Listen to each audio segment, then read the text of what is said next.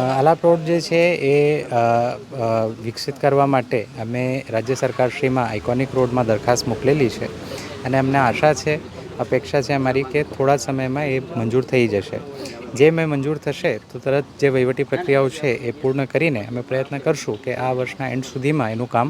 ચાલુ થઈ જાય.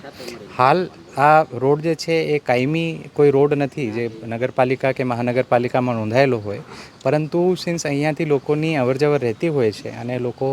આ રોડ મોટરેબલ થાય એના માટે ઈચ્છા રાખે છે, એ હેતુથી અમે આજે વેટમિક્સ નાખીને અહીંયા કામગીરી ચાલુ કરાવી છે અને અહીંયા લોકો સાથે પણ અમે વાત કરી, એમને પ્રશ્નો પણ સાંભળ્યા છે અને એમનું ત્વરિત નિકાલ આવે એના માટે અમારી ટીમ સંપૂર્ણપણે પ્રયત્નો કરશે. ગઈકાલે સાંજે અમે 250થી 300 યુવાનો 18 સોસાયટીના તમામ રહીશો ભેગા થયા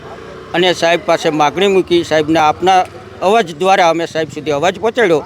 કે ભાઈ આ 18 સોસાયટીના રહીશોને આટલી તકલીફો પડે છે,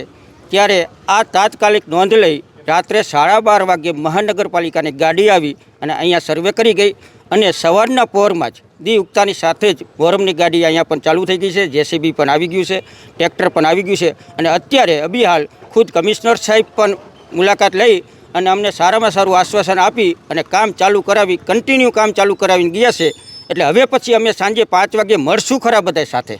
પણ કામને જોગવાઈ આપવા માટે, કામમાં મદદ કરવા માટે બધા યુવાનોની ટીમ સાથે મળશે. પણ અત્યારે સાહેબ અમને આવી અને સારામાં સારું આશ્વાસન આપીને ગયા છે, તે બદલ અમે પણ સાહેબનો આભાર માનીએ છીએ કે અમારી વાતની નોંધ લઈ અને કામ સત્વરે ઝડપથી ચાલુ કરાવી આપેલ છે.